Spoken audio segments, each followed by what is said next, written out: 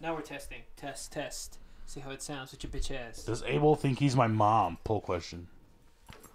Clean your room and stop jerking off. No. Obey NWO.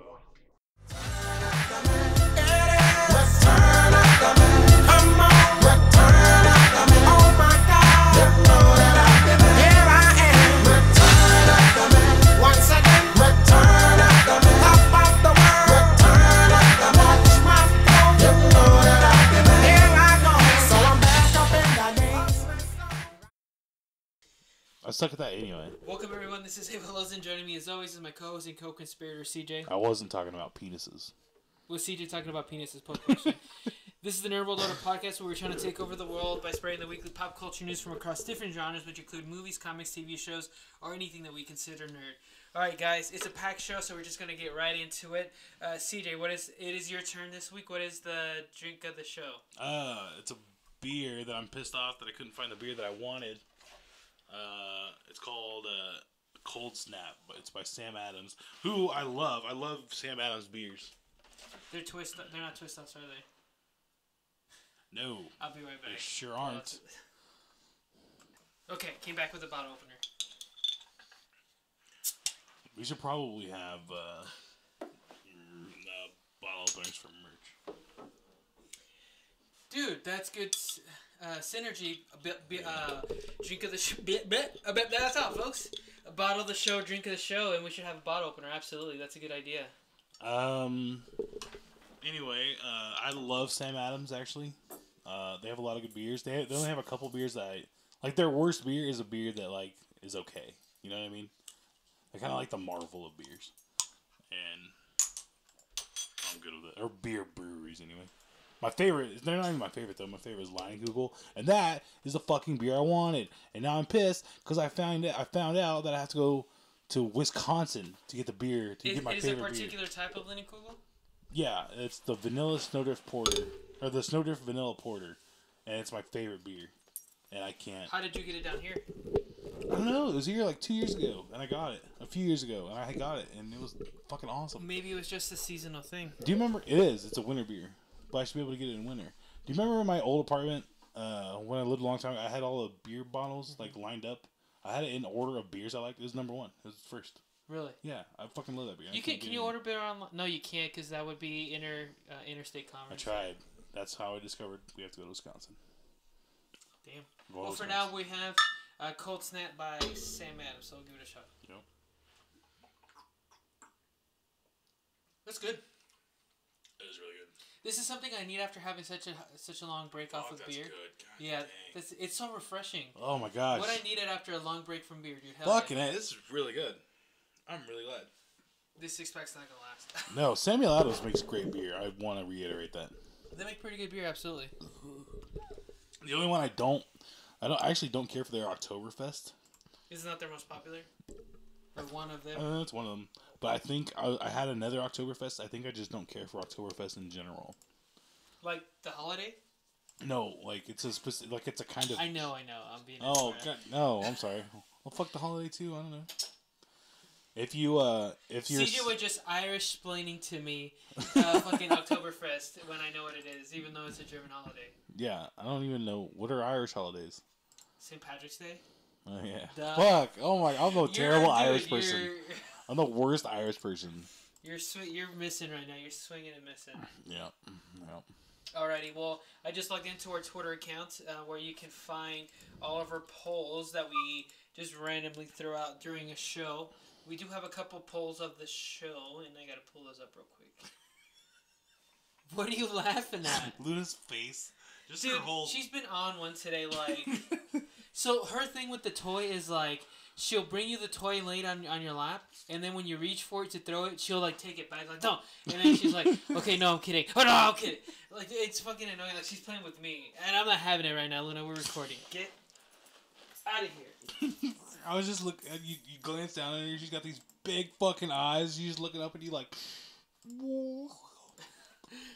I can't. Play with me. Oh my god, it's crazy. It's sad and awesome at the same time. Yeah, it's crazy. All right, let's see. All right, I'm sorry, I'm ruining the show. No. This was filling time because I should have pulled it up earlier. But what's our forte around here is being ill prepared. So yeah.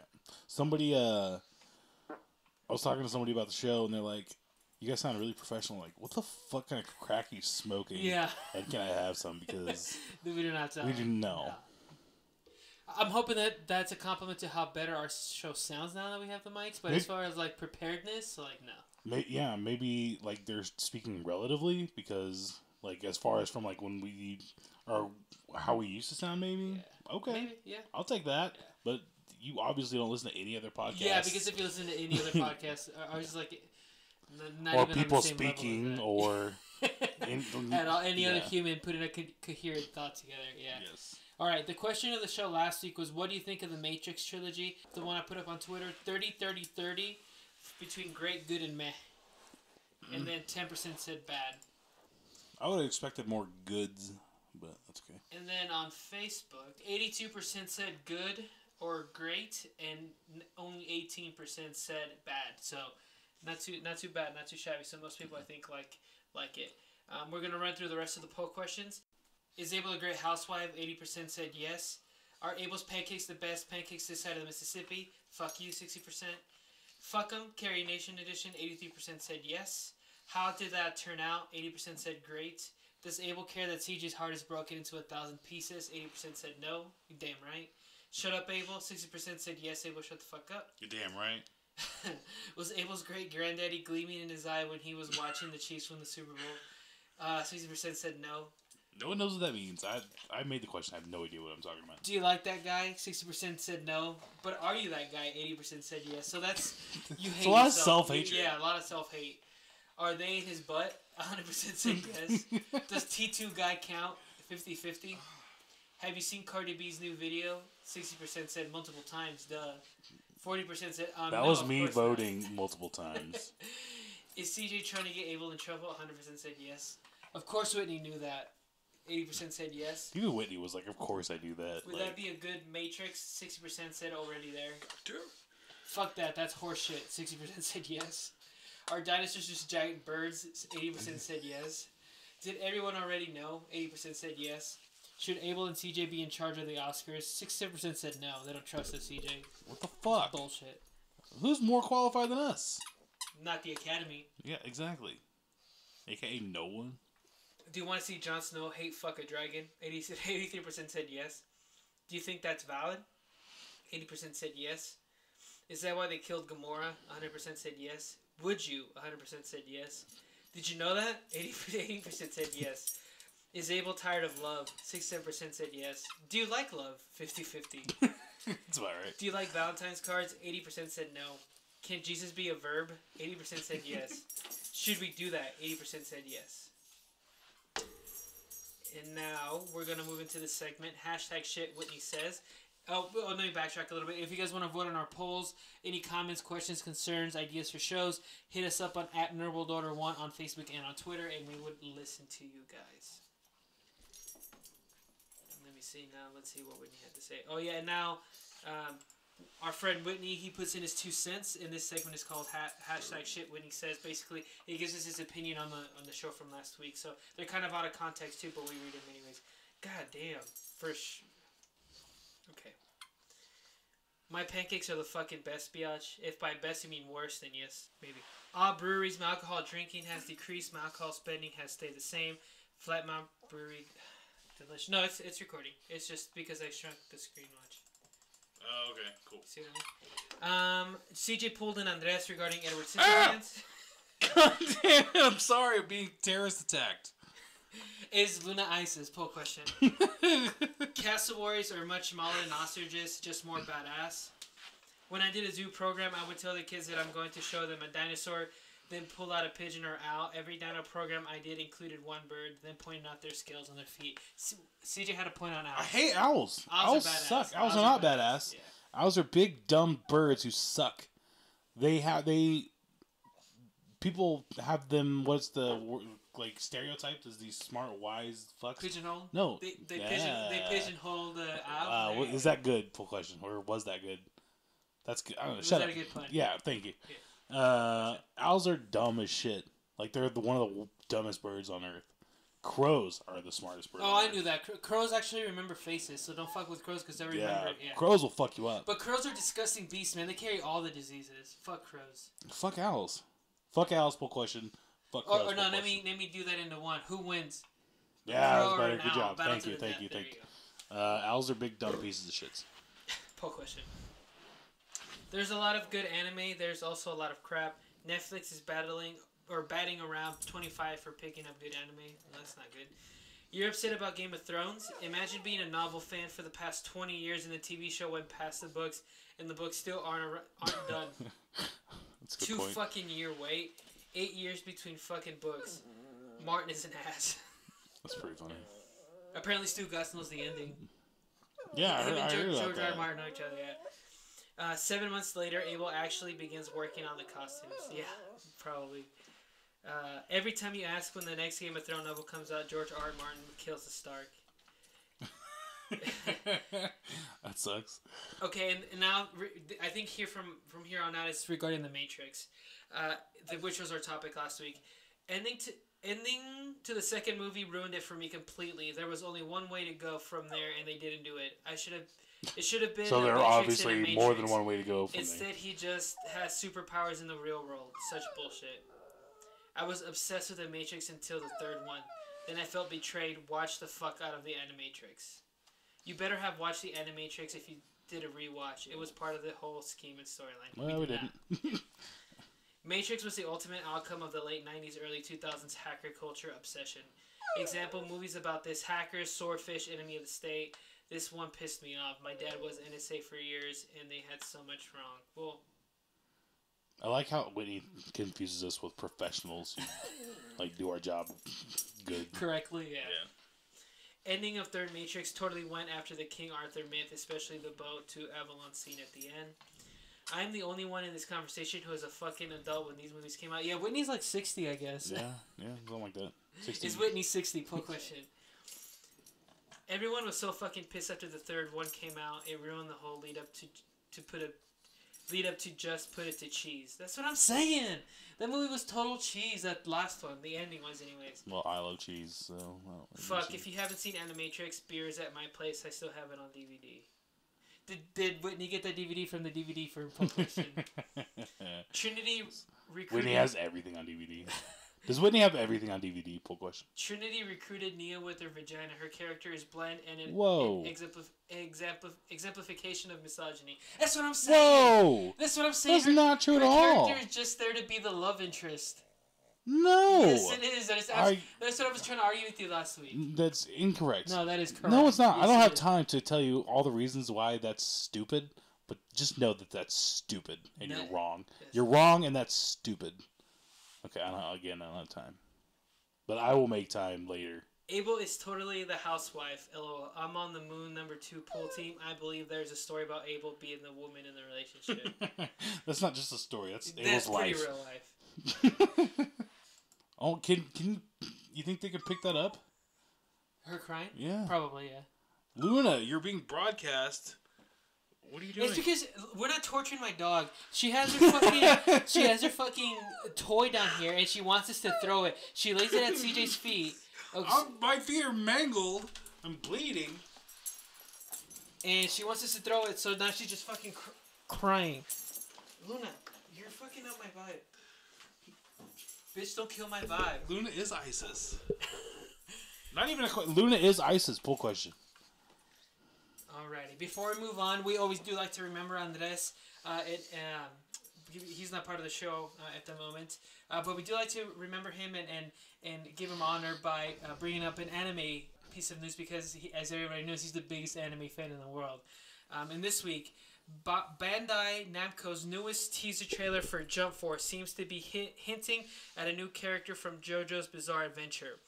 Jotaro is the character from the series who's expected to be revealed soon, with the video and text in the tweet itself alluding to the character. The repeated yes at the beginning of the unmistakable entrance to JoJo's Bizarre Adventure. Fans who remember one of Jotaro's fights. Didn't make any sense to me, but... Oh, Andres, give us a take on that. Tell us what you think of this. Yeah. Andres is listening to this. He's like, "What are you doing? You're saying that all wrong." Yep. I want to read the anime Andres has definitely written. I want to read it. Or the fan fiction? Or yeah. No, surely he has a manga out. I think so. He's the number one on the New York Times bestseller. It's Andres by his manga name. Yeah, I want to read it. Andres, will you give us a sneak peek? Well, I guess it wouldn't be a sneak peek, would it? No, he wrote Bleach somehow. We find out. But no, I can't remember the specifics of this controversy, but there was a guy who was a white guy who his pen name was Japanese and he wrote manga because his thing was like, if I give up my name to be Mike Smith, nobody's gonna buy that. But if it's nobody's buying Mike Smith's manga. Yeah, but if it's a Japanese name, like it made him like a best-selling author. And it was a huge controversy because then he's like, oh, people are saying he's like, but he's right, appropriating the culture. I mean, there's an argument probably to be had, but he's right though. Are you buying manga from Mike Smith? No, don't ask me. Are you buying manga from Mike Smith? Great question. No one's buying manga from Mike Smith. I'm sorry. Is Mike Smith actually just Andres? Poll question. Yes, that's the reviews about Andres. Alrighty, so. Hey CJ. Yeah. Do you love the NWO? Yeah. Do you like supporting things you love by giving them an amount of money so small that you wouldn't notice or feel leaving your bank account? Yeah. Then you'd be perfect to donate to the NWO cause, which will help us create more content and become a better podcast. Is that something you like to do? Yeah. Then visit us on patreon.com/NoRuledOrder and give us a monthly donation to help us out. Or if you want, give us a one-time donation. Please go to our PayPal at NoRuledOrder2@gmail.com. Yeah? Yeah, and remember folks, obey the NWO. Yeah. And the reason I kind of wanted to rush to the beginning because I feel the part of the news it's going to run long and we have a movie to review still. Yeah. So, alrighty. This Week in Nerd is a segment where we talk about the week in Nerd and what's going on with news. So they finally, to start off, well, kind of some backdrop. Warner Brothers and DC released a big ton of news this week regarding when they're going to release movies. And one of the biggest ones was Batman. The Batman movie that's scheduled and rumored to come out. Well, it's not a rumor anymore. It's a real thing. A report from Deadline released some very anticipated details about the upcoming Matt Reeves Batman movie. First was the release date. Matt Reeves' Batman has finally been dated for June 25th of 2021, according to the new Deadline report. And it's also not a lot of the titles or a lot of the rumors that have been going around is that it was going to be named The Batman. Well, it's technically I don't think that's what it's going to be called. Reeves offered some new details for the upcoming return of Batman, teasing that the film might have a different title from what's currently being called The Batman. So it's a working title. We're not going to know what it is, so, you know. And perhaps one of the biggest pieces of news that came out of this was, or two of them really. One is, and I'm just going to read the quote real quick. This is from Matt Reeves, the writer-director. What it will be called, ultimately, I don't know. Aquaman is going to be very different from the Todd Phillips Joker movie, and that's going to be very different from Shazam and Harley Quinn. Warner Brother believes that they don't have to try to develop a giant slate that has to have all plans for how it's going to connect. What makes a good movie, that makes a good movie with these characters. So what it's saying is that they're pushing forward with this idea that they're going to have a universe, but all these movies are adjacent to each other and not interconnected with each other. So they're going to do something different, which I think Warner Brothers is a lot better at, and that is making individual movies. No. Oh, you mean relative to Warner Brothers? What's good to them, yes. Because the Dark Knight trilogy, that was its own thing. The Batman Warner Brothers is better at doing individual movies than doing series of movies, is what you meant to say. Yeah. Okay, yeah. Because I think when they jumped the gun too quick, and they fucked up their universe all, in general. Okay. So now they're just going to release movies, and they might do Easter eggs here or there, like, oh, this is connected by, we see a little newsprint, whatever, but that's the way to do it. Yeah, but it's not going to be like a Marvel style universe. That's how you redeem yourself if you're DC. And maybe down the line, they could do something where they connected, but the way they Which is what they should have done in the how first fucking place. How they originally, and we have you can go back and listen to that show where we kind of dissected it.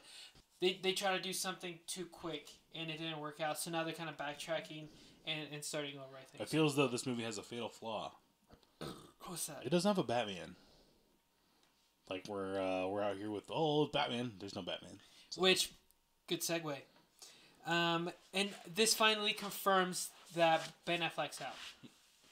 And no one is in. The report confirms that current Batman actor Ben Affleck will not be reprising the role for the solo project, and reports are that they are aiming for a younger actor who will take over the reins. Ben Affleck, we hear, will not be donning the Dark Knight's tights after playing the Cape Crusader in BVS, Suicide Squad, Justice League, and they're going to focus on a younger Bruce Wayne. And actually, he retweeted the article from Deadline, and he said, quote, excited for #The Batman in summer 2021 and to see Matt Reeves' vision come to life. So he is no longer the Batman, officially. Well, if it's not my guy, Matt Bomber, I'm over it. And all right, CJ. So I was probably over it anyway. And that was my question. You've seen kind of skeptical through this whole thing. So what are your initial thoughts? I could really just take it or leave it at this point. Why? Because it's the point you've been making for probably over a year now. We don't need more Batman. We're Batmaned out. Like, are you just... Do you need more Batman movies? No. And is Batman being my favorite character? No. Now, I could completely eat crow, and if these movies are fucking amazing, then yeah, absolutely we need these. Fair enough. But as it is right now, with the turmoil that it's in, I would rather see other adaptations of different things, whether it's Batman or stuff. So I'm going to bring it up in quick hits because we have a bunch of news. But there was a rumor that Warner Brothers' response to Into the Spider-Verse was going to be a Batman Beyond movie. So I'm going to keep my same hot take about we don't need another Batman movie for 10 years, but I'm going to put a qualifier to it. We don't need another Batman movie unless it's a Batman Beyond movie. A Batman Beyond movie would be fucking dope. And I'm not the only one that's thought this idea as far as like where you go with this, but I'm going to put it on there because I've thought this would always be a good idea. So, do you know the idea behind Batman Beyond? So, like, Batman is old, he can't fight anymore, so he recruits Terry McGinnis. That's where Chris Nolan should have gone. But this is how you play it. In order to kind of bring it full circle, you know who's the old Batman? That Kevin Conroy? No. Michael Keaton. He's is it live action? Yeah. Well, the rumor was that it's going to be animated, but I'm talking about if it was like a live action Batman Beyond movie, then the Batman is Michael Keaton. I don't like it. Why? Because I've got a smoking hot take. Okay. I don't like Michael Keaton's Batman. Didn't like it. Really could take it or leave it. The best Batman's Christian Bale, and like there's not even a close second to me. Ben Affleck, I guess. To me, is a close second is Ben Affleck in that warehouse scene. That is Kevin Conroy. When I read a Batman comic, he's the voice I hear, and that's absolutely true. Through the animated series and all the animated movies and stuff like that. But if we're gonna do this live action to make it full circle, if it's live action, I love Michael Keaton. To put it that way. You just didn't like him as Batman. No, I didn't. I really didn't. He was like it felt like. And granted, take grain of salt. It's been a really long time since I've seen that movie. Don't watch it. Don't watch it because you're watching it through the lenses of the Nolan trilogy and then the parts that you liked from Ben Affleck. It felt really forced to me. I remember thinking... Well, you should probably thank Tim Burns, dumbass, because of that. Yeah, that's absolutely true. Yeah, so... But, I think... I don't know. I think I might have a different appreciation for it now, actually, that I'm thinking about it. I like Michael Keaton a lot. I wouldn't mind, actually. You know what? Fuck. You know what? I'm all in. Okay. Let's do it. All right. Michael Keaton. Nice. That'd be cool. Glad I could twist your nipple there and you change your mind.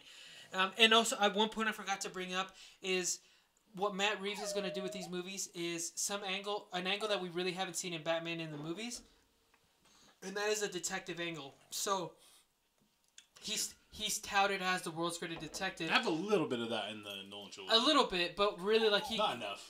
And then even in Batman vs Superman, we see Batman going into Lex Luthor's house and getting a little bit of information. But that's more like secret sleuthing spy. Yeah, exactly. That's not really detective. Yeah, and then really, like, he gets something, he throws it in the back computer, and then the computer kind of figures it out for him. The detectives, the only bit of detective stuff, even in the Nolan stuff, was going to that apartment and kind of like he's destructing the crime scene and stuff. Well, and then even the bullets, like he has the bullet.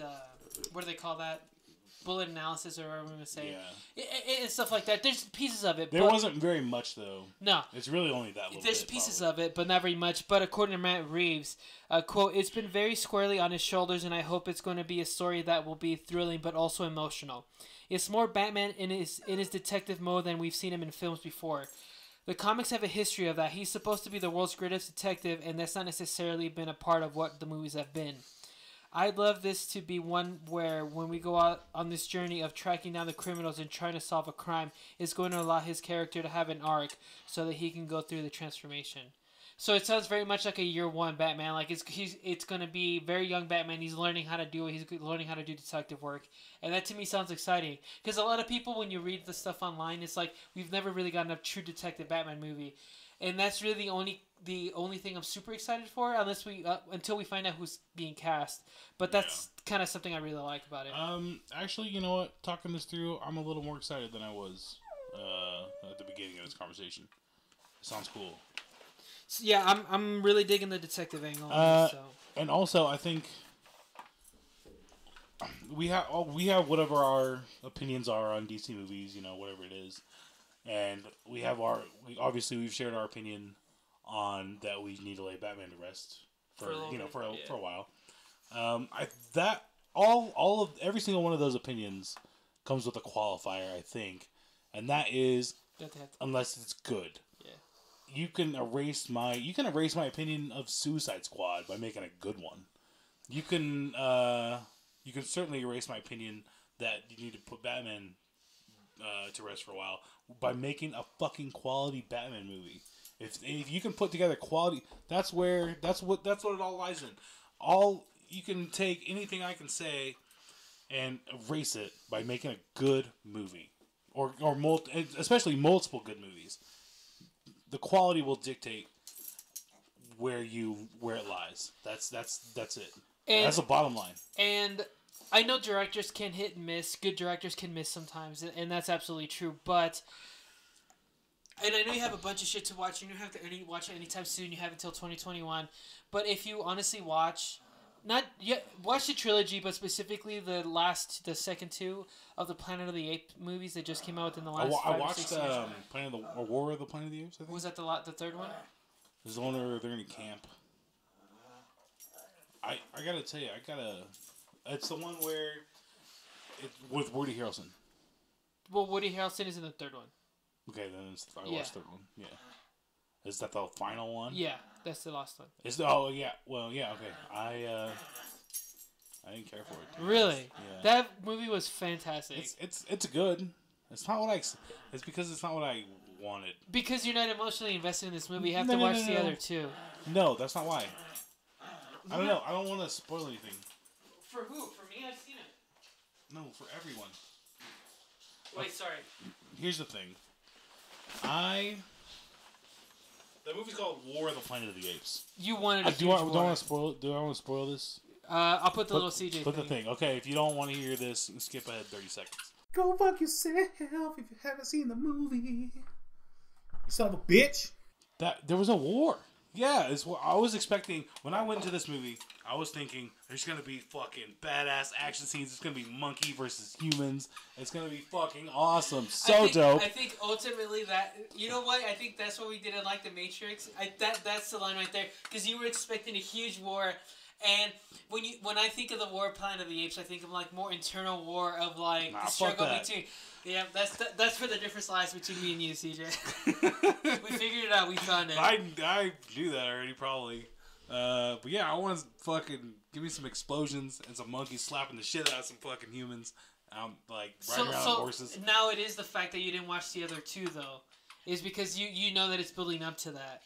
And there is some of it. There is some of it. Like there is some battling between monkeys and apes and humans. Barely. They're not really barely. Most of it is them escaping from jail. It's monkey escape from Alcatraz. At the very beginning, there's some stuff. And whenever they surround the wall and they're trying to come through the other army and they're trying to take Woody Harrelson's character because he's a rogue like captain or general. That scene lasts like 4 seconds. It's like a good 5-10 minutes. It's not enough. That movie needed to be war, dog. I'm talking about waves of monkeys. Did that movie need facing off against waves of humans? Time out, apes. And second, monkeys is comedically better. Did that movie need more? How did you put it? Did that movie need more war, man? Full question. Yes, it did. Nah, he did it. He did a fine job directing that movie. And no, it's a good movie. It's just not what I want. War movie. No, that's fine. Okay. Don't call it War of the Planet of the Apes. Call it Escape to the Planet of the Apes from Jail. That's what that movie should be called. Should that movie be called Escape from Prison of the Apes? Poll question. Escape from Planet of the Apes from Jail. There you go, from jail. Yeah, poll question. Who is the younger Batman you'd actually like to see? Is there anybody that comes to mind? They're going to cast it within the next year. Yeah, Matt Bomer. That's my guy. Is he a younger Batman though? Dude, yeah. Is he the guy from Suits? Right. I have no idea. I just know he looks like Batman. No, I know exactly. I know what he looks like. I just don't know what he's in. I know what he looks because we've been through this before. I have no idea. Yeah. Okay. I've never seen him. I literally. What's his name? Matt what? Matt Bomer. Like a couple months ago, I literally Google searched who could be Batman. Oh, dude, for sure that guy's Batman. Yeah, he's Batman. Yeah. If they don't cast Matt Bomer, I'm disappointed. If you read a name, Batman has been cast, and you say a name that isn't Matt Bomer or Keanu Reeves, my heart's broken. I'm out. You know, it would be the ultimate fuck you to Ben Affleck if they hire Henry Cavill as the new Batman. That'd be dope. That'd be funny. That would be really funny. All right. Would you watch Henry Cavill Batman? Because I would. He's too big to be Batman. I don't care. I'd do it just for the joke. Just for the like if I was Matt Reeves, I'd do it just for that. I would. I swear to God, I would. That'd be so funny. I would be that director, and I'd never get hired again ever. Have you ever seen? That'd be worth it. Have you seen Good Will Hunting? No, I haven't. I never have. So this joke's not gonna land. Go ahead. But anyways, in Good Will Hunting, Ben Affleck's character tells somebody that was just like served by Matt Damon as far as like intellectually, like, you know, so and so, like whatever, and then Ben Affleck's character is like, how do you like them apples? So it'd be funny if Matt Reeves puts out a tweet and is like, how do you like them apples? That'd be pretty good. That'd be funny. Okay. Actually, I'm gonna show you that scene. Push play. I will completely fuck that. Oh, he's talking. Abel's disappointed to me because I've never seen any movie ever. Yeah. And I've never seen Good Will Hunting. But I would like to one-up him and let him. I would like to redirect his anger. Mauricio has never seen Pulp Fiction. Yeesh. Which I can't even. What? And he's listening to this right now, and I'm berating him. Go watch Pulp Fiction, you fuck. Should Mauricio, or should that fuck, go watch Pulp Fiction? Poll question. Yes. Alrighty. He's gonna be pissed. I hope he's pissed. I hope you're pissed. I'm glad you're pissed. Watch Pulp Fiction. Do you hope Mauricio's pissed? Poll question. Alright, now we're moving on. We talked about the Batman. So, another big news another big thing that actually came out before this, they dumped all this news on me and I had to sort through it. What is it?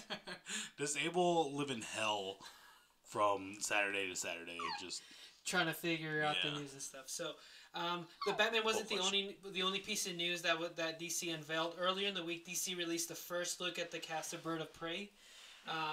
And the actual title of it is Birds of Prey and the Fantabulous Emancipation of One Harley Quinn. We got to see a short, like 20-second video, and it showed us our first look at Harley Quinn, or Margot Robbie as Harley Quinn, Mary Elizabeth Winstead as Huntress, Journey Smollett Bell as Black Canary, Ella J. Basco as Cassandra Cain, Rosie Perez as Renee Montoya, and Ewan McGregor as Black Mask, and Chris Messina as Victor Zsasz. So, you probably haven't seen it yet, CJ, huh? Which I just closed the tab. Trailer? It's kind of not a movie trailer. It's more a trailer to show us what the characters look like. So that's cool. This is completely aside, but you just listed off a bunch of actresses. Yes. This has nothing to do with anything we're talking about. But I think I discovered that my favorite actress is Anne Hathaway earlier today. She's a good actress. She's fantastic. You should have me another one. I love Anne Hathaway. She's wonderful. She's great. She should be in more things. She got a lot of shit for Batwoman, but I don't know. She was great. Yeah. Why is she getting why would she get shit for Batwoman? She was wonderful. People just like to be contrarian. It's like, I didn't like The Dark Knight Rises. Tell them to fuck off. She was great. Fuck them. Fuck those guys. Poll question. Oh, fuck them, those guys. And what's up with Anne Hathaway? Poll question. Luna, I love you. Fuck you. Yeah, she's being a real hoe today. Okay, so CJ, you saw. What'd you think? I mean, there's not. I mean, there's nothing much. There's nothing to think about. Yeah. Let's wait till we have a trailer that shows way too much, and then I'll have an opinion. So which is coming. So what we get from this is I think they're trying to distance themselves as far as Jared Leto and that Joker being a thing, which is why the title of this is The Fantabulous Emancipation of Harley Quinn. We see her a little bit more independent. I think one of the set photos we see in her leg, all the tattoos she had, the Puddin' and Joker, Mr. J, they're all crossed out, so that's pretty cool. So I guess I should ask you this before, but I'm asking you now that we're seeing this, because this one looks like it's going to be adjacent to the whole to everything. What do you think of that as a thing?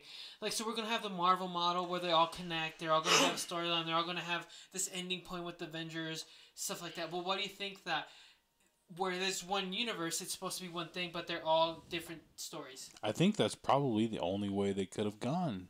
They kind of shit in their own cereal with how they were doing it before, and I don't think they really had a choice, right? I mean, I think so.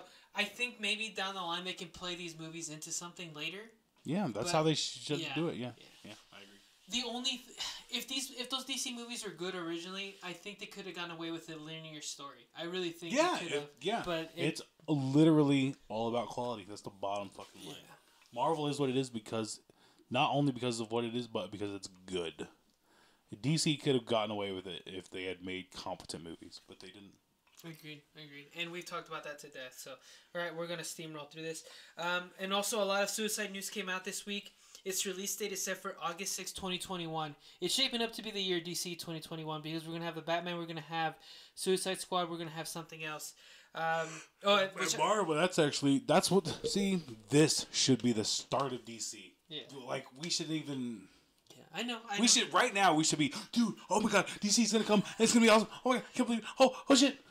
And this should be the start of DC. Yeah. Marvel's gonna be starting to decline, they're not gonna really know what the fuck's going on, and DC should be, oh god, fucking damn it. Your latter point, though, I don't know if I truly believe that about they don't know what's going on. I bet you 100% they know what's going on for the next, 20 movies.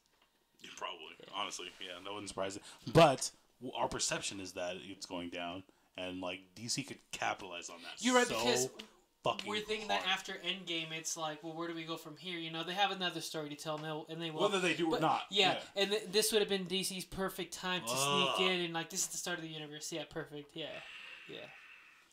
God damn it. I know. But I'm happy with it. They don't all have to connect. It'd be nice to get another Justice League movie. Well, certainly not.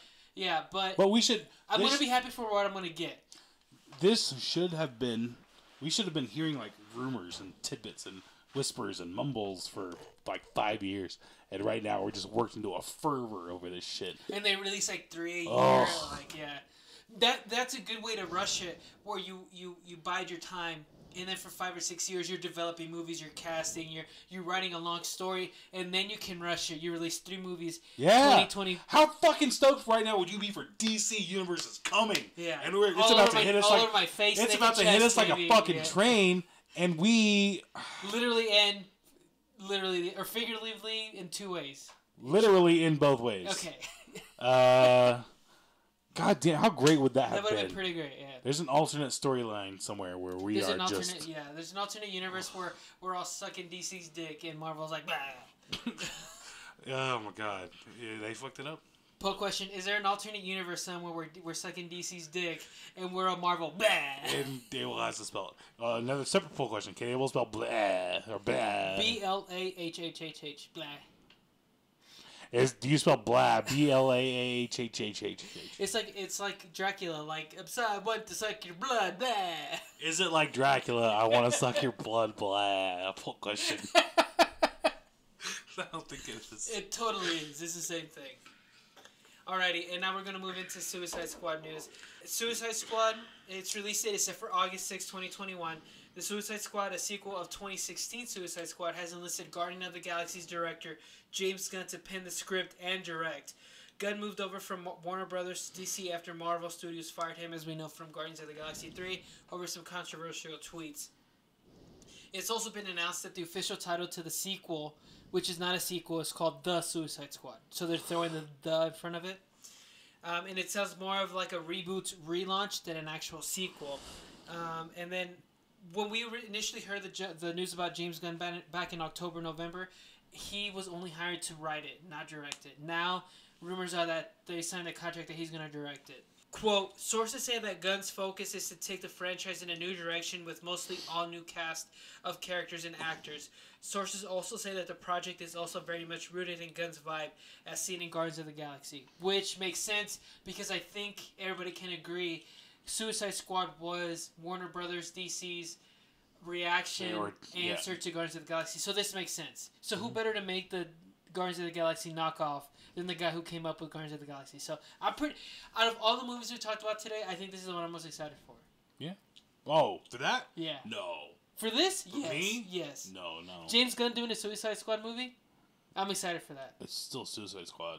And not only that, but Guardians of the Galaxy, but you can be a little darker, funnier. Because with Marvel Disney, you have to have like a cookie cutter sense of... You know, you can throw in a dick in there every once in a while, like an asshole. But like I feel like you can. Can you throw a dick in an asshole every once in a while? Full question. But I feel like with Warner Brother DC movies, you can get away with a little bit more, and I'm excited for that. The reason he got in trouble because he was like pushing the edge of like throwing dicks and assholes. Yeah, exactly. So as of right now, I'm probably more excited for this to see what it can turn out to be. You actually got me because of the potential. Because I know Batman has a high ceiling. Suicide Squad. After the last one, you're like, dude, if this is even like, if it's this even level, competent, exactly, yeah. That's a good point. Yeah. I'm probably going off the how high the ceiling, how high it could be. Yeah, but I would say Batman. Just because of what you told me, all that stuff about the detective and stuff. Yeah. But you could have a good argument, yeah. Now, I could have blown your socks off if they would just announce a Green Lantern. A good Green Lantern. Which we're going to talk about it when we talk about... Well, the James Gunn Green Lantern. We talked about that before, so yeah. But actually, we're going to They have some Green Lantern stuff? I do have some Green Lantern stuff. We're going to talk about it when we review Reign of Superman. It kind of fits in, so... Cool. I'm for it. Alrighty. Oh, and last bit on that. Zack Snyder's not necessarily done with the DC Universe. He's producing this. He's executive producing this. That's cool. All that means is he's putting up the money. That's executive producing. Okay. Well, he'll probably have things to say. Things to say, yeah. So, some really quick hits. 2021 will be the year of DC, really. They've, I think, scheduled to release 3 or 4 movies that year. And then Marvel has 3 scheduled dates. No movies scheduled to come out, but they've already requested those dates for movies to come out. February 12th, which they think is going to be Guardians of the Galaxy 3, speculation. May 7th, Black Widow, that Black Widow movie we're talking about. And what's still open is November 5th. Nobody knows. Some people say it might be a Doctor Strange sequel. Some people might say it's something completely new and different. Captain America 4. Let's go. Well, he's going to die. You're going to die. DC Superpets will be in theaters May 21st, 2021. So they're going to make a movie about all the... It's probably going to be an animated movie about all the... Like, Krypton, the Super Dog, Bat Hound. What is that? The Superpets. They're going to release a movie. Super fucking pets? Yeah. Okay. You never heard of all the super pets and stuff? No. Are you here for super fucking pets? Because I don't know if I am. Crypto the super dog, Streaky the super cat, Bat Cow, Flexi the plastic bird, Aquaman Seahorse, Storm, and Ace the Bat Hound. Dude, tell me now. This sounds like a terrible idea. What? And actually, I didn't put this in quick hits, but I was reading about it. They're gonna make a Funko Pop movie, and they can get away with putting Justice League and Marvel and the Avengers together because they have the rights. As Funko Pops. That's dope, right? What the hell's Funko Pops? The little Funko Pops. The ones you can put on your desk and they have the big eyes. What the fuck is that? You've seen Funko Pops. Watch. What the fuck is Funko Pops? Am I even saying it right? What's a Funko Pop? You've seen these. Everybody knows what these are. No one knows what those are. Do you know what Funko Pops are? You've seen Funko Pops. Oh, those? Yes. They're going to make a movie out of that? Yeah, but it's going to be a crossover Avengers and Justice League. Okay. Just don't be old for a second. Jesus. I mean, okay. Okay, we got to run through this. We're already running long. Aquaman is now officially the highest grossing DC movie of all time, passing The Dark Knight Rises. Aquaman hit $1.085 billion, and The Dark Knight Rises was $1.084 billion. So just enough to be the all-time DC movie of all time. Zombieland 2 Double Tap released a trailer. 10 years later, we're gonna get a Zombieland 2. Zombieland was one of my favorite zombie movies of all time. Yeah, I love that I'll watch it before that one comes out. There's actually a rumor that Micheal B.Jordan's coming back as Killmonger in Black Panther 2. Yeah, he so, told me. okay, Which is so bad.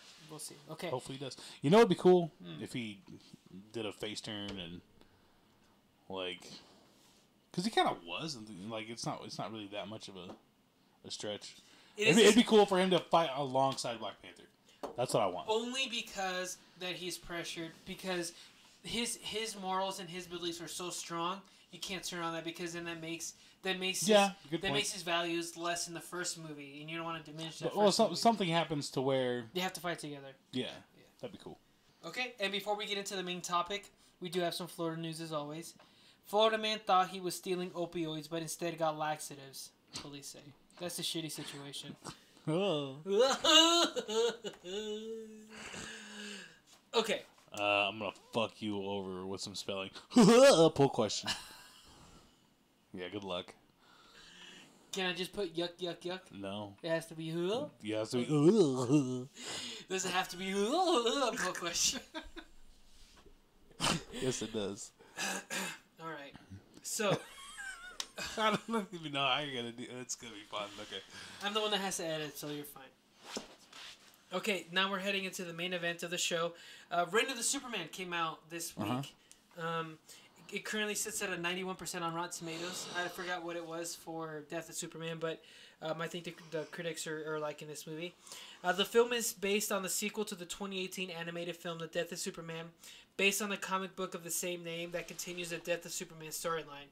It is the 12th film in the DC animated universe, which we still need to get back to, and the 33rd film in the DC Universe animated original movies. So they have quite a bit. Yeah, actually, our plan, if we didn't suck at this, was to like Marvel movie kind of thing. We didn't have enough. We were going to end with this, but we didn't have enough weeks in the new year because we were going to start at the new year. Well, we could have watched a couple in a week or something. We could have done something. We could still do it if we didn't suck at this. Yeah, I know. We could have actually done it.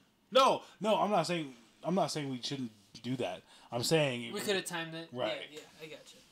And what sucks about these though is because we could try to time it sometime again this year, but they don't release the schedule till like later, you know. So like if they were to tell me like the 13th movie in the universe is coming out in December, then it's like, oh shit, then we can have all of August, September, October to watch or whatever. But they don't do that, you know. They let you know kind of last minute, so which is fine. These are really good movies. Yeah, I will never be upset that they released one. They said, okay, so I was looking up stats for this, or like different facts. They said that the DVD Blu-ray was actually pushed up a week to January 15th. I didn't see it out because I kept an eye on it. I officially saw it when it was originally supposed to be released, which was January 29th. First time I saw it was fucking, Friday? Yeah. So, I actually was supposed to go buy it on Tuesday when new releases are out, but I got busy. I had to do something that night, so I went to go buy it Wednesday. The first day I saw it was Thursday. Yeah. So Did you buy it? Yeah. Yeah. I can't tell you if it was out or not. But anyways, that's why we're talking about it. Oh my gosh, I'm sorry for yawning. But this is why we're talking about it this week, because this is the week that it was scheduled to come out whenever I was making the show. So, we're safe either way. Yeah, it doesn't matter. So, if you're a fan of these, you're gonna watch them and you're gonna, whatever. So, the voice actors in this, we have Clark Kent, Superman, and Cyborg Superman was all done by Jerry O'Connell. Remember him? Mm-hmm. Lois Lane, Rebecca Romaine, his wife, which is pretty cool. That's cool. Yeah. Lex Luthor, Rainn Wilson. Connell, Superboy, Cameron Monaghan. John Henry Iron Steel, Cress Williams. Let's see, who else is famous? Batman, Jason O'Mara. Nathan Fillion is the Green Lantern. He's another famous name. That's really all worth kind of stating. But basically, where this movie picks up is where the Superman left off. He fights Doomsday, he dies, and at the very end of the movie, we see something leave his statue, his mausoleum, where His they think tomb. they left his body, his tomb, and we see somebody taking him off, which I don't know if you know how that plays out, who actually picked him up and took him. Eradicator, right? Yeah. Yeah, okay. So, CJ, first, before you give us your thoughts, give us a quick recap of Reign of Superman. Okay. Well, like Abel just said, this is after Superman dies. For some reason, suddenly Superman's void is filled with 4 random Supermen all at the same time. You've got the Steel Superman.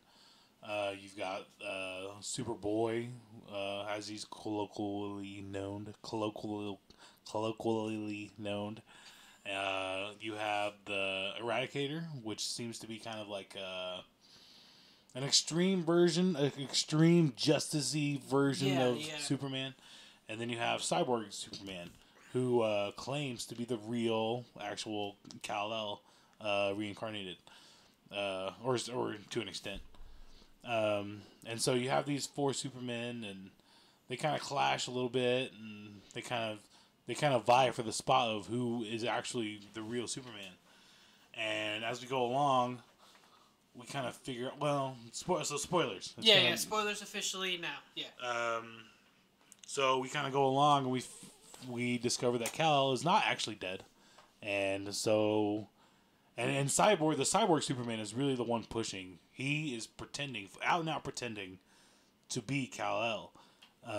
He tells Lois Lane, and he's got some stories as to why he doesn't remember whatever, and all this and that. And he kind of meanders around, or kind of figures out a way, some loopholes and stuff on how he can stick to a story that he is actually Clark Kent. And she kind of seems to buy it at first, but then she actually does her own little investigating and finds out that Cyborg Superman really is if you've seen Death of Superman, which you should have, he's the guy who died in the spaceship. Hank Crenshaw. Hank Crenshaw, yeah. And or Hank Shaw. Hank Shaw. There you go. Alliteration. Is it Hank Shaw? Yeah. It's really Hank Shaw? It can't be Hank Shaw. Let me see. Watch. I thought it was like Kershaw. Cyborg Superman. I thought it was like Crenshaw or Kershaw or something like that. It so doesn't matter. I can't believe we're wasting time on this. Hank Henshaw. Yeah. Henshaw. Okay, Hank Henshaw, whose name is far more relevant than the time we just spent figuring it out. His name's Steve from now on. So Steve. Well, you just call him Hank. Hank's pretty good. Hank's a good name. Hank's a good, solid American name. I'm proud to be an American because Hank... I know my name is Hank. That's pretty good. Damn it, Bobby. You got an F in English? You speak English, Hank Hill. I miss Hank Hill. Damn it, Dale. Yeah. Was that a good Hank Hill impression? Full question. Anyway, so Hank... Maximus. So Hank, we discover, is actually being controlled by Darkseid. And he, using some... presumably, Darkseid gave him the technology, we assume, he offers to the public to make a cyborg society, I guess you would call it. I can't remember what he calls it. They have a name for it. But he's taking volunteers from the public to sign up for his cyborg thing. And he turns them all into like these kind of mindless automatons, basically. And they kind of do his bidding. And the movie goes on, and we find out that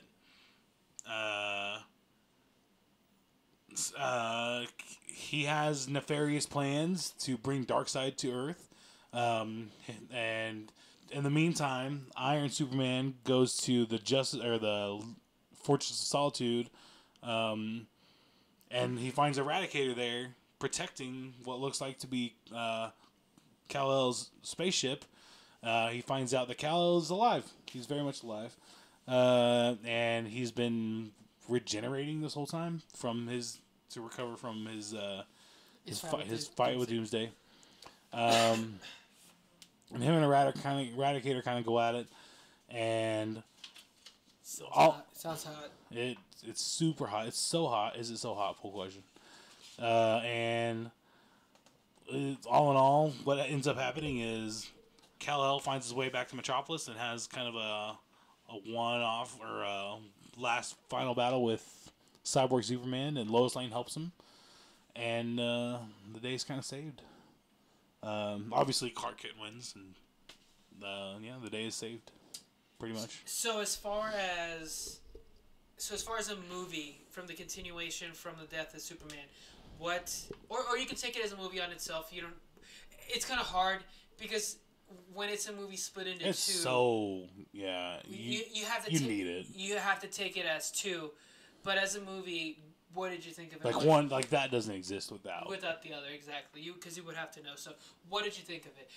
First, what did you think of a movie, just individually as a movie, and then secondly, what did you think of this storyline as it was portrayed in the storyline on the movies? Well, I'll tell you right now, if we're just speaking comparatively, I like Death of Superman better. Okay.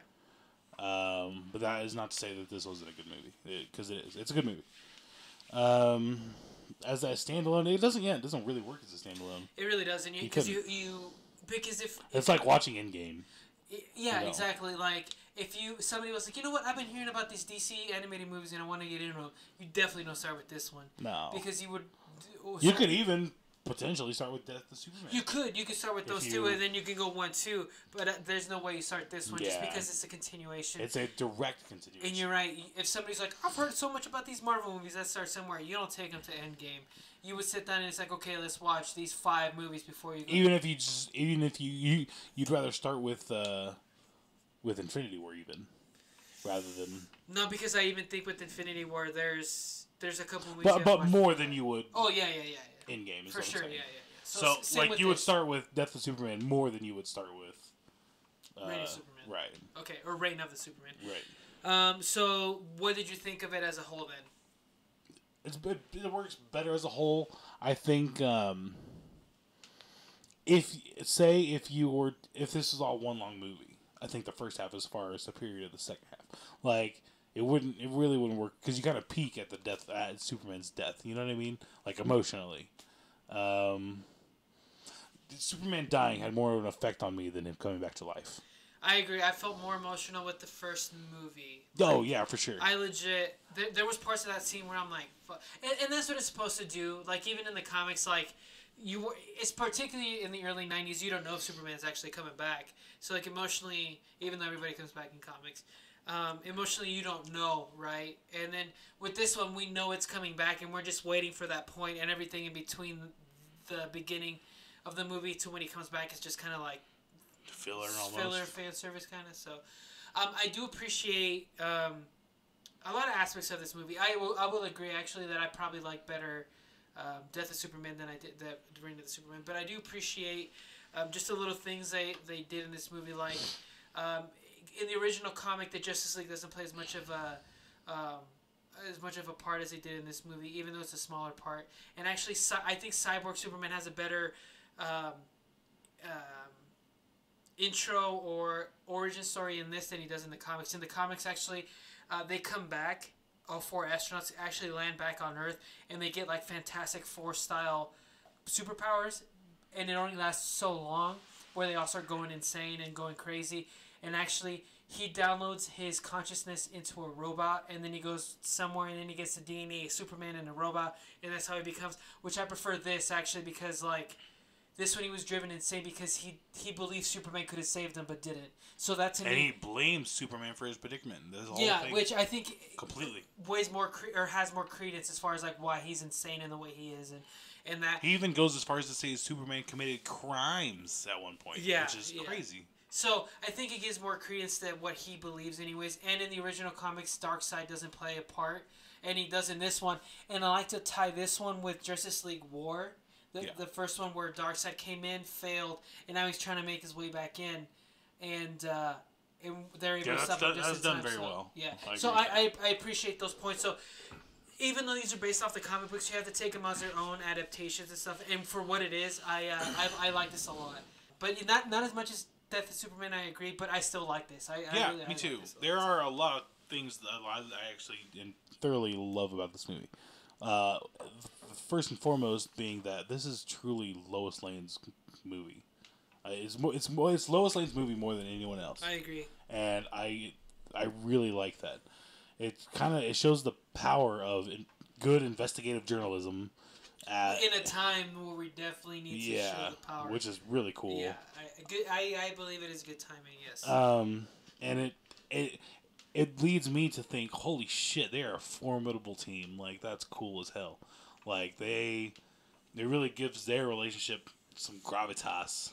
That, I mean, you can take away, think like what you're supposed to think that Clark Kent and Lois Lane without the Clark Kent is, what are you left? Well, now they show you got Lois Lane, and she's not one to trifle with necessarily. It gives her agency. It gives her more than just being the love interest. Like, we follow her, and it's like she's trying to figure out what the fuck happened. And she does. Yeah, she is a badass, man. Yeah, I agree. She really comes through in this movie, and I like that a lot. And one other thing that I enjoyed. I think I'm still down on this version of Lex Luthor, but it was an improvement over Lex Luthor in Death of Superman. He was less whiny, which I'm glad. I think my problem with him, and this sucks to say because I love Rainn Wilson. Is Rainn Wilson. But it's Rainn Wilson. I love Rainn Wilson. I do a lot. And I want him to keep doing voiceover work because he has a really cool voice. But this is just not his role, unfortunately, I think. I think that's a lot of it. But anyway, I'm saying this as a Rainn Wilson fan. Yeah, but I do believe this Lex Luthor to be an improvement over the one in. I think so too, Superman. because in the first one he came out as a lot, as you said, he comes out as whiny and bitchy, and it's like, why not me? Why not me? Why Superman? Where in this one, while he's like, I think it's just they write him better because you don't know which way he's gonna go. Ultimately, he goes with the good guys and he helps bring back the Justice League. But you're always thinking, like with Lex Luthor, there's always something there. Yeah, and they give you little tidbits of that, like, so they get the mother box, and Lois Lane is like, okay, so you're gonna show me how to work this thing while you go up there, and he's like, no, you're going up there, because Lex Luthor's a coward. Ultimately, like, he doesn't want to put himself in danger, and there's little things like that we get from Lex Luthor where it's like, oh no, that guy still sucks. You know what I mean? Yeah. So yeah, I think it's just better written in this. I think. Yeah, I agree. I will agree with you that Rainn Wilson probably wasn't the best for this, but I do think he is better in this because I think just the shock, agreed. Just the shock of listening to him in the first one, you're like, but since you already heard it, then you're like, all right. Well, yeah, that's how I had to come to terms with it because I could spend the whole movie just pissed off that this isn't my Lex Luthor, but once you just accept it for what it is, you can really judge it based on its actual merits instead of just what you think about it and your biases on it. So that's really what I had to do, and then accepting his voice as part of it is part of it. Like, oh, this is just what Lex Luthor is. Now that I've accepted it, we can just take it on what it is actually, instead of what I think of it. Yeah. If that probably didn't make sense. No, I get you. I wrote on here there was a funny joke. These two movies have had little bits of quips, not enough to like take you out of the movie, but enough to be like, huh, it's funny. I wrote it down, but I don't remember exactly what the joke was. I remember there was the Green Lantern had some good ones. Yeah, well, the Green Lantern in this movie's he's the comic relief. Yeah. Well, I guess this is a 2-part joke because I wrote down rodeo joke and black joke. I think they made yeah, that was so funny. I do remember that. What can you? I know that all cyborgs look alike. Oh yeah, that's what it was. Yeah, that's pretty good. That's what it was. And then before that, it was the rodeo. He's like Batman's like he's on Rodeo Road, and it's like it's rodeo. Everybody people say rodeo. Yeah, no, they don't. Yeah. So the Justice League played a little role in this, but I appreciate for what they were. You know, they were trying to supplement Superman being away, so I appreciate that a little bit. You know something, a little tidbit too that I appreciate in this movie is they gave Wonder Woman some personality in this. When her and Lois Lane are talking in the restaurant, and she was like, "Wait, you're not here to mourn with me?" Nope. Oh, thank God. Yeah, I'm not good at this. Or like, you know, I might be an Amazonian, but I don't have a lot of girlfriends. So like, they give her some sort of personality, and I appreciate that because in a lot of these movies, Wonder Woman is just like, me Amazonian, me crush, me powerful. So in this one, they gave her a little bit more. And although it's 5 minutes, I appreciated that a little bit. So well, a little goes a long way for you, but when that's what she is. You know what I mean? Yeah. Even just a little bit is a lot. So I think, you know, and then just playing in the bigger role, I think that's why Wonder Woman played so well in the movie, because like, if you're not reading the comics, Wonder Woman just is like this tank. And you know, whatever. So I think they do a better job. So hopefully in this universe with these 13 movies, they give Wonder Woman her own movie to kind of I bet they probably will. Yeah, because really the only other big role Wonder Woman's had in these movies is the Flashpoint. She had a role to play in War as well, didn't she? It's been a long time since I saw that movie. I remember her being important. Yeah, but not like she was a focal point. You know what I mean? Okay, yeah. Well, we'd have to watch him. What the fuck are we doing? Yeah, no we suck at this. Do we suck at this? Poll question. Let's see. Which that's gonna be. I like that they put Darkseid in this version, but I didn't necessarily like that voice. I feel Darkseid is more. Yeah, I agree with you. I agree. Darkseid. I'm with you. You know, like just more gravelly, and that seemed very not Darkseid. Yeah, I completely agree. Kind of the same. That's the same gripe I have with Lex Luthor. DC animated movies not great on the villain voices apparently. Yeah, they can nail the hero voices, but not so much. What are you guys doing? Villain voices. I agree. Okay, so this brings me to a bigger point that we're gonna compare these animated movies as far as like this story point compared to what they did in Justice League and Batman vs Superman. The live action. Yes, because this storyline is in the movies, the live action movies, right? Death of Superman, Return of Superman. If you think about it. Yeah. Okay. Oh, that's the animated movie's far so superior. Much better, right? So far superior. So far superior. Yes. So it kind of sucks that, you know, although these are animated, you can easily translate these into a live action movie, live action with CGI and stuff. But like, it could be done, is what I'm saying, with the Justice League. But also, you can implement other characters to make the Superman. Like that doesn't have to be a thing in Batman vs Superman. You already crammed Batman vs Superman, The Dark Knight Returns, and you're cramming in the Death of Superman into one movie. Yeah, they tried. They went. So along with they bit off a lot more. So than they could along chew. with rushing, they were cramming, which sucks. Yeah. So, but that brings me up to a point. When you rush, should you not also cram? Poll question. In a lot of things, actually. Yeah. So actually, that brings me up to one of the podcasts I was listening to, and it's Kevin Smith. And the backstory to this is Kevin Smith. He got invited to go see. They're still filming Star Wars. They're finishing up, and they invited him to go to set and go check it out, see what they're doing.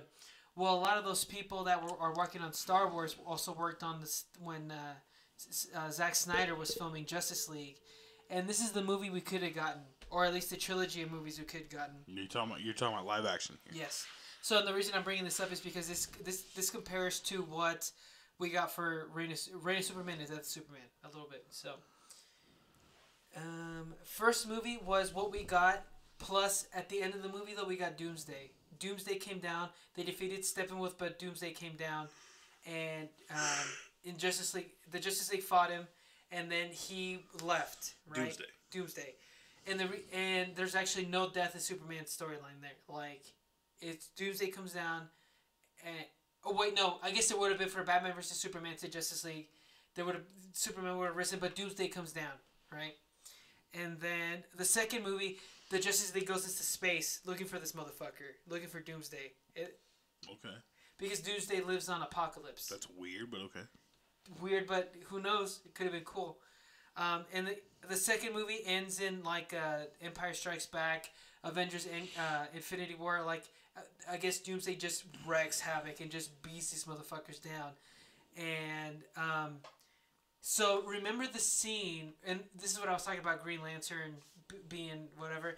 Remember the scene in Justice League where Alfred, played by Jeremy Irons, is like, "Thank God you're here. I hope you're in time." That was supposed to be Green Lantern. What do you mean? So there's a scene in Justice League where Jeremy Irons is at the Wayne Manor or whatever that is, on the beach or on the lake or whatever. It's been a long time since I've seen this movie, so. But yeah, okay, keep going. There's a scene in Justice League where like I said, he's looking out, and in Justice League. Yeah, in Justice League. Oh, There's a scene in Justice League where Alfred is looking out the window, or like he's in the kitchen, but he's looking at like open doors, and he's like, "Thank God you're here. I hope you're not too late." That's supposed to be a Green Lantern.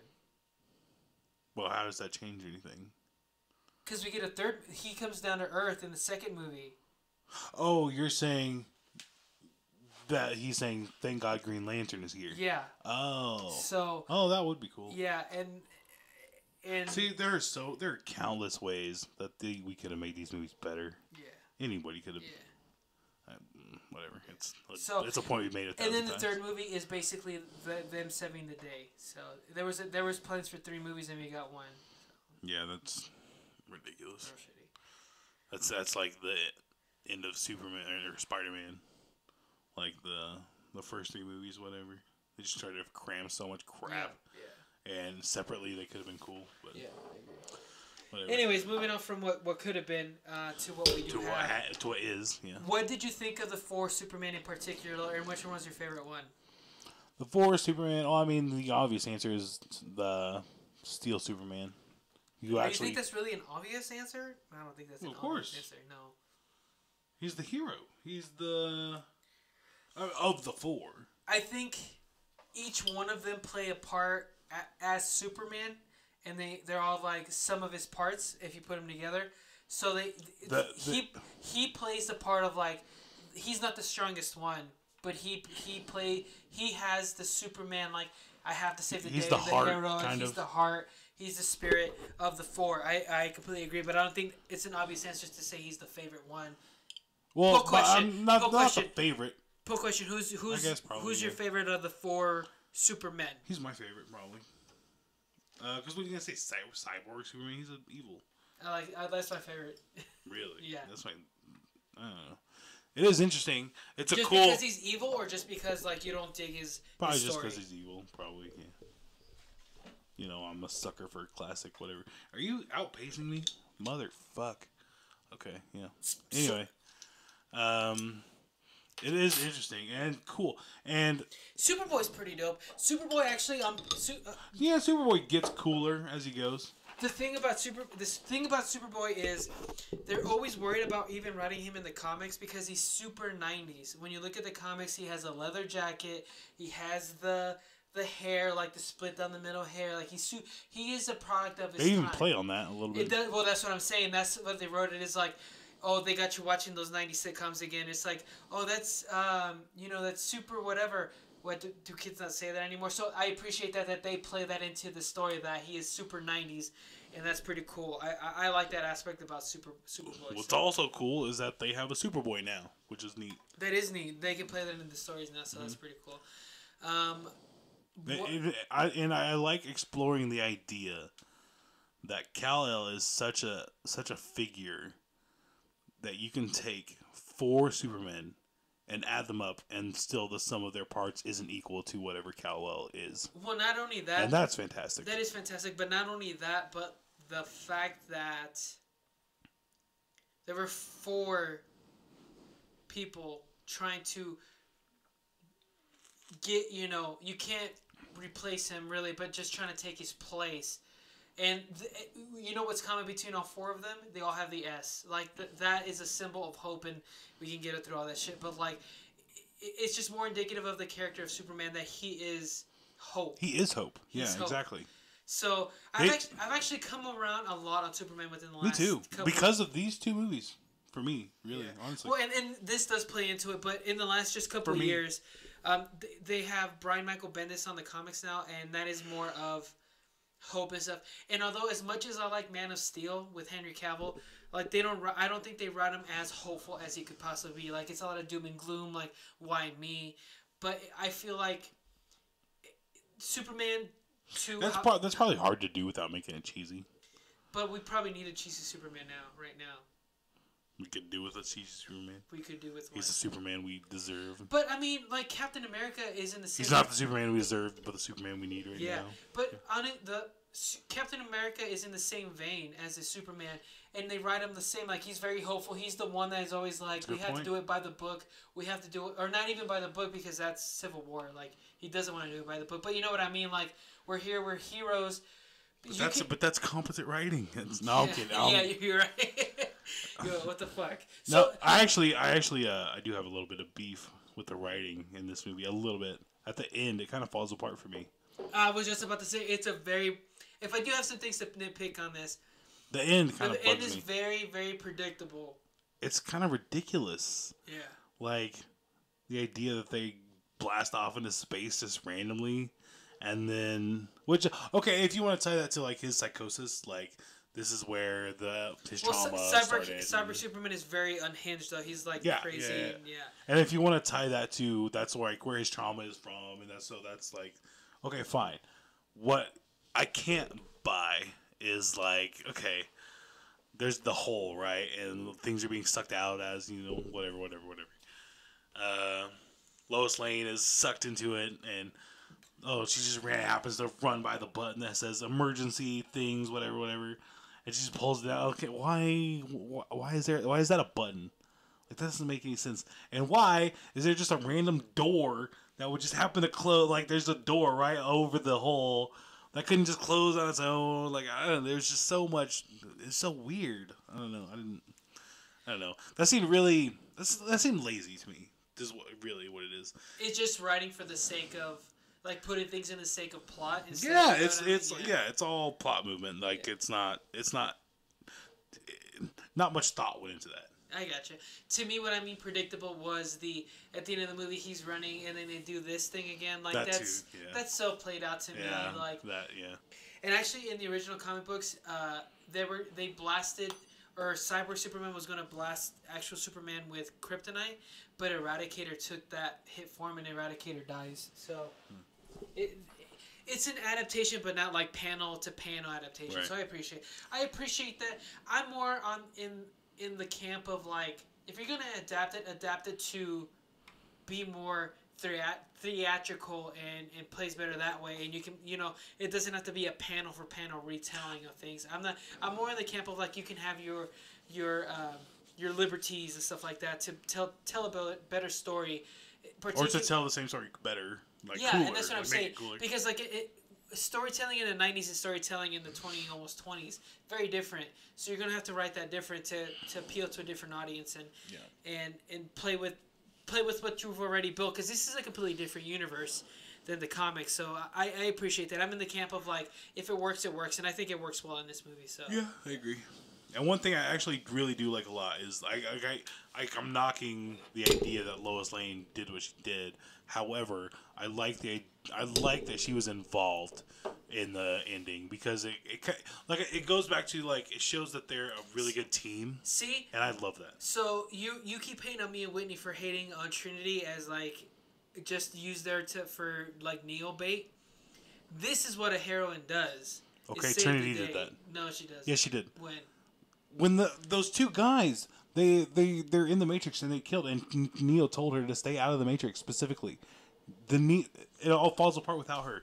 If she doesn't go in there and save the fucking day, they all lose. Everyone dies. But throughout the movie, we know that's going to happen. So really, we don't know that's going to happen. Dude, he has visions the entire time. You don't know what those visions are representing. The Oracle tells him that he has the sight now. Okay, but it doesn't matter. She still did it. The whole thing falls apart without her. She's just a cog in the wheel of the story. Like, it's just, to me, like, she is written for just like to prop up Neo. Or in this, so what? So in this, and even an animated she's movie, the one who got him to the Machine City. He doesn't get there without her. Yes, he does, because Morpheus was looking for her. Morpheus is the one that pushes Trinity to go look for him. We're not going to get into this. We're reviewing this movie. Yeah, that's your fault. We're into this. It's fine. Is it Abel's fault? Full question. Anyways, last thing I'll say about this movie is I really like it. I really like the story. There's things we can nitpick. It's not better than Death of Superman. But I really wish we would have gotten the black Superman outfit and Justice League. How dope does Batman look in that black Superman? I didn't like it. You don't like it? I didn't like it. No. Poll question: do you like that black Superman outfit? Not that I necessarily. I mean, you have to buy it as a. It's not that I don't like it. You have to buy it as a regenerative like suit. Like that's his. Is that what that is? Yeah. That's cool. Yeah. It's not that I actively don't like it. It's that I don't like it. I don't know how to say that. You don't like it better than the original one. No, it's yeah. Okay, that's a good way of putting it. Yeah. But that's what I'm saying. Like, it doesn't have to. I'm classic. I like red and blue. Yeah, no, and that's fine, and I like that too. But it doesn't have to. It doesn't have to be the primary outfit. But to have seen that in Justice League, that would have been cool. Yeah, for 10, 15 minutes and the long hair, the mullet, like. Dude, no, and that's a product of the 90s. You don't grow hair when you die. Dude, no. If there is one comic book storyline that exemplifies the 90s, it is the death of Superman. Because you get Superboy with the leather jacket, the one earring, the hoop earring, the tight leather pants. He has the Doc Marten boots, like full 90s, and then Superman has the black outfit, the mullet, like it's just like full 90s. I kind of doubt about the mullet. My favorite thing probably about this entire 2-movie series is that they pay homage to the 90s when it was made, and I really appreciate that.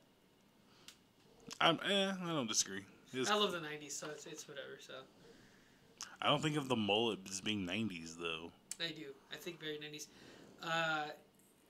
Billy Ray Cyrus, like "Don't Break My Heart," "My Achy Breaky Heart," like that is. Name one other person with a mullet. Like everybody in the country scene had a mullet. Every Mexican from the 90s country had a mullet. doesn't count. That's true. Yeah. I know that's true actually. Obviously. The mullet was a 90s haircut. All right, fair enough. Okay. Fair enough. Okay, so we're gonna wrap up. Because we are running long on this show. Okay, fine. You're right, but mullet still does not look good on Superman. Put it that way. That's what I want to say. Nah, does a mullet look good on Superman? Poll question. So ultimately, CJ, does a mullet look good on 81? Poll question. It looked good on me when I had it. What is your rating on this? I'm gonna give it tits, plural tits. I'm gonna give it the tits too. So B is what it usually ends up to. So I'm gonna give it the tits too.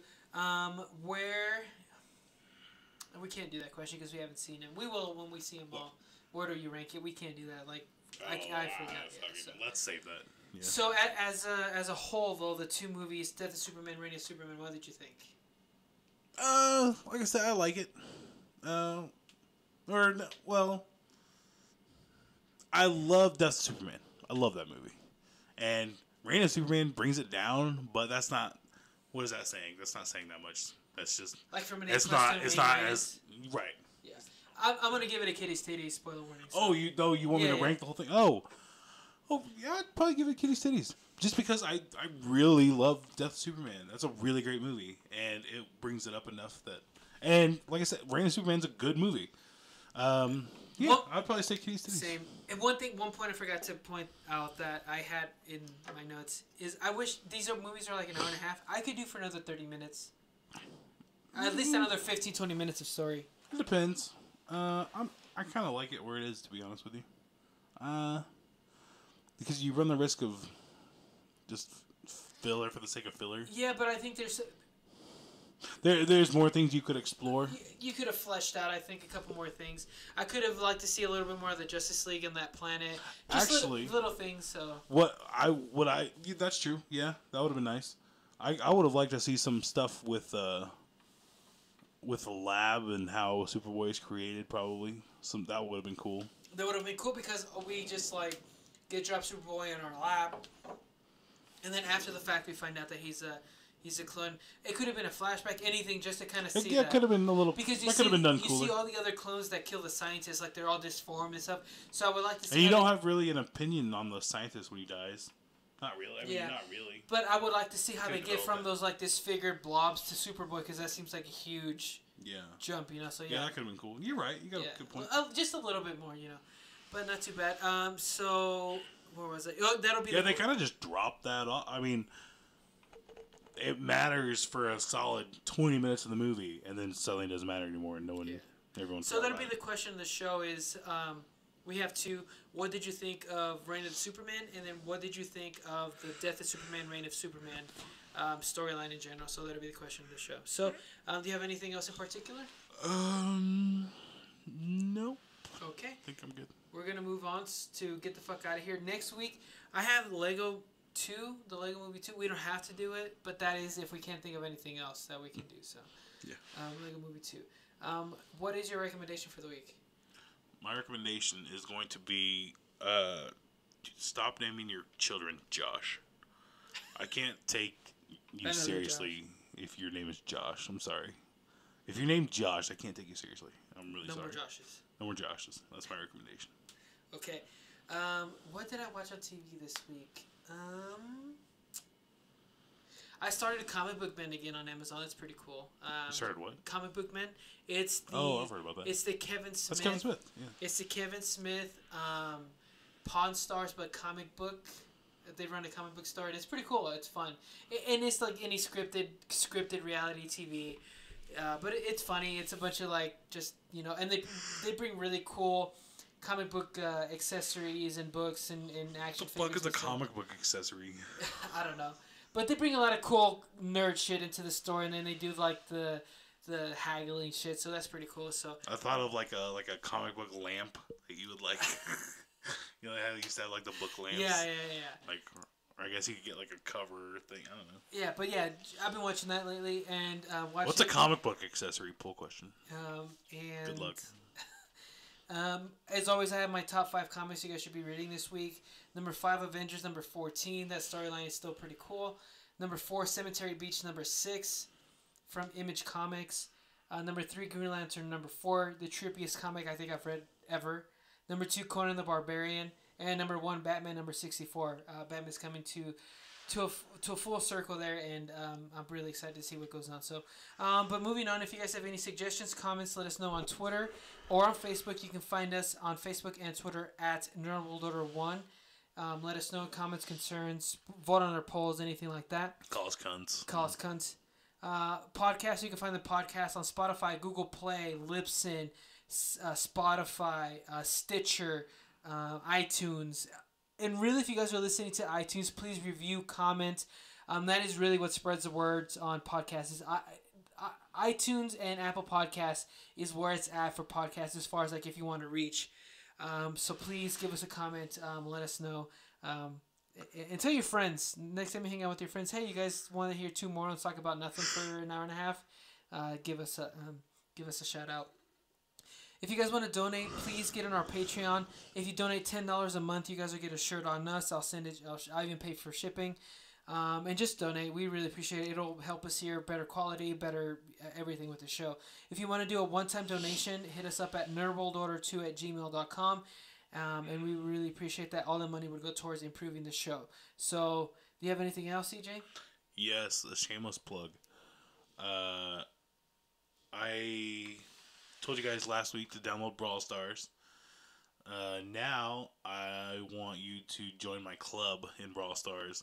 Let's go to social. Click on the social link there, the little button, and type when it says search for clubs. Type in capital R, capital A, capital W, Raw, and you'll find a club that I'll be the president of, CJMFA, and go ahead and join my club.